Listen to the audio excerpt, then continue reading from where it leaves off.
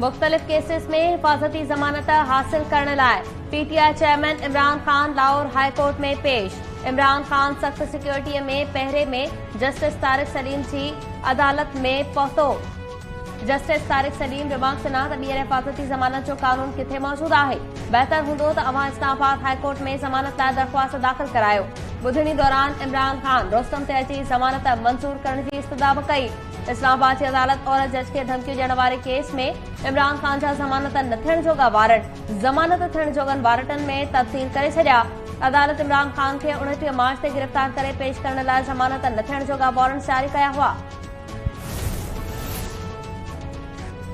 PTI chairman Imran Khan जो focal person ऐं भाणे जो पर्सन हसन न्यासी कोयटा पुलिस हवाले। इस्लामाबाद जे अदालत हसन न्यासी खे 1 ॾींहं जे लाइ राहदारी रिमांड ते कोयटा पुलिस हवाले कयो। खेसि सुभाणे कोयटा जी अदालत में पेश कयो वेंदो। बलोचिस्तान जी पुलिस हसन न्यासी जी राहदारी रिमांड लाइ इस्लामाबाद जी मक़ामी अदालत सां राब्तो कयो हो।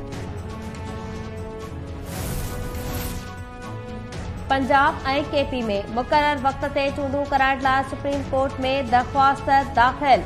अवामी मुस्लिम लीग जे सरबराह शेख रशीद सुप्रीम कोर्ट लाहौर रजिस्ट्रीअ में दरख़्वास्त दाख़िल कराई। दरख़्वास्त वफ़ाक़ी हुकूमत सदर आरिफ अलवी ऐं इलेक्शन कमीशन खे धुर बणाईंदे मौक़िफ़ इख़्तियार कयो वियो त इलेक्शन कमीशन खे 90 ॾींहनि अंदरि चूंडूं कराइण वारे हुकुम ते अमल दरामद जी हिदायत कई वञे। दरख़्वास्त में पंजाब में मौजूदा निगरान सेटअप ख़त्म करे नओं सेटअप जोड़ण लाइ हुकुम ॾियण जी बि इस्तदा।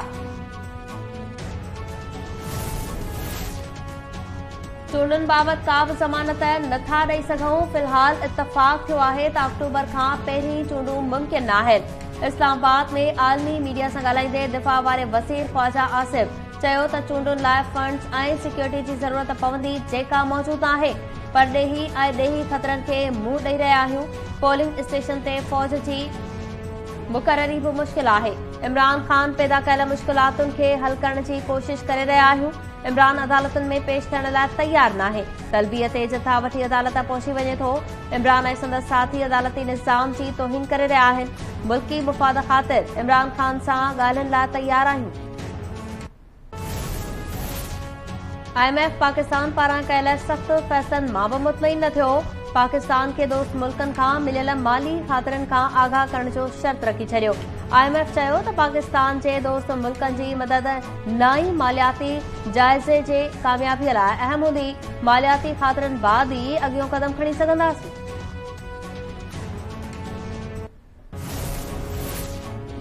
सुप्रीम जुडिशियल काउंसिल में जस्टिस मज़ाहिर अली अकबर नक़वी ख़िलाफ़ शिकायतूं कंदड़नि खे ख़त लिखी रेफरेंस बाबति वधीक तफ़सील घुरी वरिता। शिकायत कंदड़ वकील मियां दाऊद खे हल्फ़ी बयान बि जमा कराइण जी हिदायत। मियां दाऊद चयो त कानूनी घुर्जूं पूरियूं न थियण बावजूद ईंदड़ हफ़्ते हल्फ़ी बयान जमा कराईंदासीं।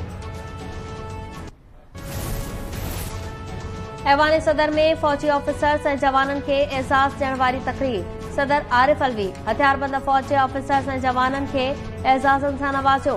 क़ौमी असेंबली जो speaker Raja Pervaiz Ashraf, army chief general Asim Munir ऐं joint chief of staff committee जो चेयरमैन जनरल साहिर शमशाद तक़रीब में मौजूद हुआ। अटॉर्नी जनरल शहज़ाद अता इलाही उहिदे तां इस्तीफ़ा ॾेई छॾी। बैरिस्टर शहज़ाद अता इलाही खे अशतर औसाफ जे इस्तीफ़ा बाद 2 फरवरी 2024 ते अटॉर्नी जनरल तौरु मुक़ररु कयो वियो हो। बिरिया रोड वेझो ज़मीनी तकरार तां कोरेजा बिरादरी जे बिंदुरनि में झेड़ो। फायरिंग में ज़मीन ते कमु कंदड़ 3 हारी मारिजी विया। लाश अस्पताल मुंतक़िल। इलाइक़े में ख़ौफ़। मारिजी वियलनि में कालू मशोरी, करम अली खोसो ऐं शरीफ़ चांडियो शामिल। इलाइक़े वासियुनि जो चवणु आहे त मारिजी वियल 3 ॼणा कोरेजा बिरादरीअ जा हारी हुया।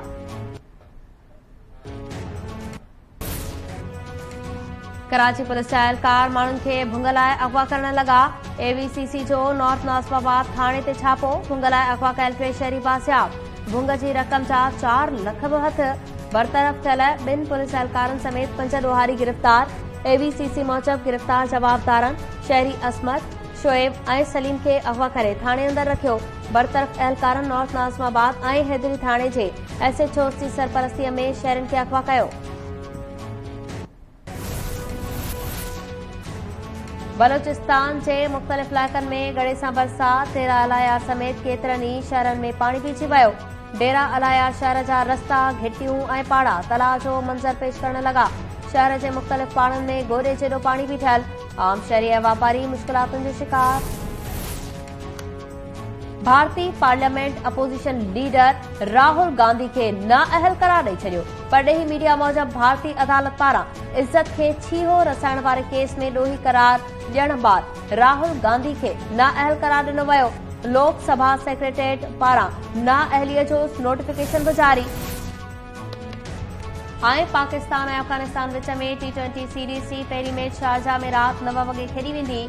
साइम अयूब, तैयब ताहिर, जमा खान ऐं एहसानुल्लाह डेब्यू कंदा। अफगानिस्तान ख़िलाफ़ T20 टीम जी क़यादत शादाब खान कंदो। क़ौमी टीम कामयाबीअ लाइ पुरुमीद।